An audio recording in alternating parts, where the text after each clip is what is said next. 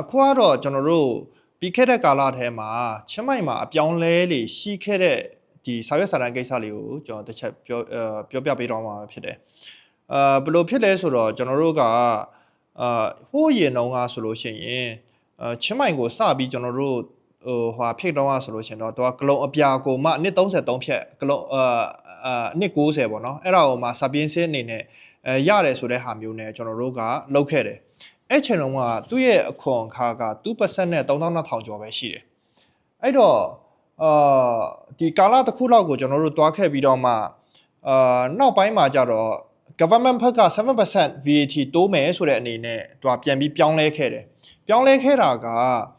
သူကဒီရှိသမျှအရင်တော့ဝယ်ပြီးတဲ့လူတွေကလည်း 7% ပေးရမယ်ပြီးတော့အခုလက်ရှိဒီနောက်ပိုင်းဝယ်တဲ့လူတွေကလည်းအားလုံးက7% ထပ်ပေးရမယ်ဆိုတော့အားလုံးကဘယ်လို block ဖြစ်သွားလဲဆိုတော့ 7% plus 2% plus 3200ကျော်ဆိုတဲ့ပုံစံမျိုးအနေနဲ့သူကဖြစ်သွားတယ်အဲ့လိုဖြစ်သွားတော့သူကဈေးအနေနဲ့က 9% နဲ့3200ကျော်ဆိုတာ10%နီးပါးလောက်ကိုဖြစ်သွားတာအဲ့တော့ဈေးအနေနဲ့ကတော်တော်လေးမကိုက်တော့ဘူးဆိုတဲ့အနေအထားတစ်ခုတော့ကျွန်တော်တို့ပြန်ပြီးပြောင်းသွားတာပါเนาะအဲ့တော့အဲ့နောက်ပိုင်းမှာကျွန်တော်တို့ဘာပြန်ပြီးပြောင်းလဲပြီးတော့မှလုပ်ခဲ့လဲဆိုတော့lease hold ပုံမှန် lease hold ပေါ့ဘန်ကောက်မှာကျွန်တော်အများစုတွေ့နေကြတဲ့ lease hold ပုံစံမျိုးကျွန်တော်ပြန်ပြောင်းခဲ့တယ်ဒါပေမဲ့ဘန်ကောက်နဲ့ပါကွာလဲဆိုတော့ဘန်ကောက်မှာအများစု developer တွေ listed company တွေတုံးမလို့ရှိရင်အဲ့လိုဒီနာမည်ကြီးတဲ့ developer တွေဆိုလို့ရှိရင်တော့သူကကလုံအနီကိုမှမိတ်တူပဲပေးတာပြီးလို့ရှိရင်စာချုပ်ပါမယ် blue book ပါမယ်ဒီ၃မျိုးပဲပေးတယ်ပေါ့နော်ဒါပေမဲ့ချင်းမိုင်မှာကြတော့ developer အများစု Australian တို့ဒီကိုတိုင်ကိုကသူကကလုံအနီမူရင်းပေးတယ်ပြီးလို့ရှိရင်စာချုပ်ပေးတယ်ပြီး blue book ပေးတယ်အဲ့တော့ဒီ၃မျိုးအနေနဲ့ပြောင်းပြီးတော့မှကျွန်တော်တို့ပြန်ပြီးတတ်မှတ်ခဲ့တယ်ပေါ့နော်အဲ့တော့သူ့ရဲ့ other fee မှာကြတော့ကျွန်တော် 1.1% ပဲဖြစ်သွားတယ်အဲ့တော့ကာလတစ်ခုပြန်ရောက်တဲ့အချိန်မှာရှေ့တလောကဖြစ်ခဲ့တဲ့ဟာပေါ့ရှေ့တလကျော်2လလောက်ဖြစ်ခဲ့တဲ့ဟာဘာဖြစ်ခဲ့လဲဆိုတော့ချင်းမိုင်တစ်မျိုးလုံးကလိဆိုမရတော့နှစ်33ဖြတ်လုံးဝမရတော့တချို့ရတဲ့နေရာလေးရှိတယ်2နေရာလောက်ပဲသူက15နှစ်6ဖြတ်အနေနဲ့သူကပြောင်းလဲတော့တယ်အဲ့တော့ဒီအခုCity Park ရှိတဲ့နေရာတို့တခြားနေရာလေးတော်တော်များများဒီသူက15နှစ်6ဖြတ်လိုချင်တော့မှမရတော့သူကလုံးဝကိုဂလုံအပြာဒီအခုပေးထားတဲ့နှုံထားပုံစံမျိုးအနေနဲ့ပဲသူကတွားရတော့တာတွားရတော့ကျွန်တော်တို့လည်းမတက်နိုင်ဘူးအဲ့ချိန်ကာလတုန်းကတော်တော်လေးကောင်းစားခဲ့တယ်ရောင်ပြီးတဲ့ဧည့်သည်တွေဒီဂျားထဲမှာလိဆိုးအနေနဲ့ဝယ်ခဲ့တဲ့ဧည့်သည်တွေလည်းငွေမကြေသေးတရွေးကတော့ကျွန်တော်တို့က Land Department ကိုတိုက်တက်တီမကူရသေးဘူးမကူရသေးတော့မကူရတဲ့လူတွေတော်တော်များများဒီကျွန်တော်တို့ကပြန်ပြီးတော့မှအခုဒီအခွန်တွေပေးဆောင်ရမယ်ပြန်လုပ်ရမယ်ဆိုတဲ့ပုံစံမျိုးအနေနဲ့ကျွန်တော်တို့ကပြန်ညှိရမယ့်ပုံစံမျိုးဖြစ်လာတယ်ဖြစ်လာတော့ကျွန်တော်တို့ကခဏလေးဆိုင်းလိုက်မယ်ပေါ့နော်ဒီအခုလောလောဆယ်မှာdeveloper ဘက်ကလည်းတရားဝင်စာမထွက်နိုင်သေးဘူးပြီးတော့ Land Department ကလည်းတရားဝင်စာမထွက်နိုင်သေးဘူးသူတို့ဒီအပြင်မှာဒါလင်အချင်းချင်းကဒီလို announce အနေနဲ့ဒါလင်တွားနေကြပေမဲ့လေဒါပေမဲ့တရားဝင်စာကဘယ်နေရာမှမတွေ့ဘူးအဲ့တော့အဲ့ချိန်ကာလတော့ကလည်းကျွန်တော်တို့ဒီဘန်ကောက်ကဒီ developer တွေတော်တော်များများကိုလည်းကျွန်တော်ထောက်ခဲကြည့်တယ်ဘယ်လိုအနေထားတစ်ခုလဲဆိုတော့အများစုကလည်းဒီသတင်းကိုမတွေ့ဘူးတိလည်းမသိဘူးတဲ့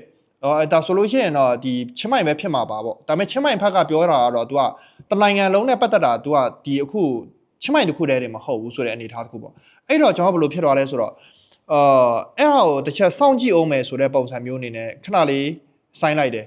အဓိကရည်ရွယ်ချက်ဘာလို့အဲ့လိုပြောင်းသွားလဲဆိုတော့ developer ကအမို့ဒီအစိုးရဘက်ကနေမှတော့အခွန်မရအောင်ဥပမာအခုလက်ရှိကျွန်တော်တို့အများစုတည်နေကြတဲ့ဟာအိမ်လေးသိမ်းတာတို့ဒီလိုစီစစ်တာတို့အဲ့ဒါလေးကကုမ္ပဏီနဲ့ဝယ်ကြတဲ့လူတွေကပထမဒီအစိုးရိမ်ဆုံးဘာလို့လဲဆိုတော့သူတို့ကုမ္ပဏီနဲ့ဝယ်ကြတဲ့ဟာက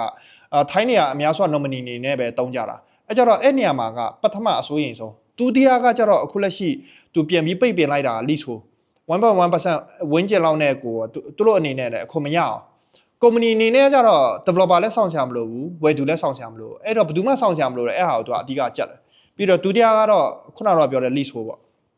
အဲ့တော့ဘယ်နေရာကိုအဓိကတွန်းသွားလဲဆိုတော့သူကစပင်းစေးကလုံပြအဲ့တော့သူတို့ဒီအခွန်ရတယ် 7% အနည်းဆုံးရတယ်ပြီးရင် 2% နဲ့3200ကျော်ဆိုင်စာတန်းကြီးတွေပါညာလေးအဲ့တော့ဒီအနေထားတစ်ခုနဲ့က government အတွက်ကပို့ပြီးအဆင်ပြေတယ်အဲ့တော့နောက်ပိုင်း အခုဒီကာလမှာကျွန်တော်တို့ဘယ်လိုပြန်ပြီးဖြစ်သွားလဲဆိုတော့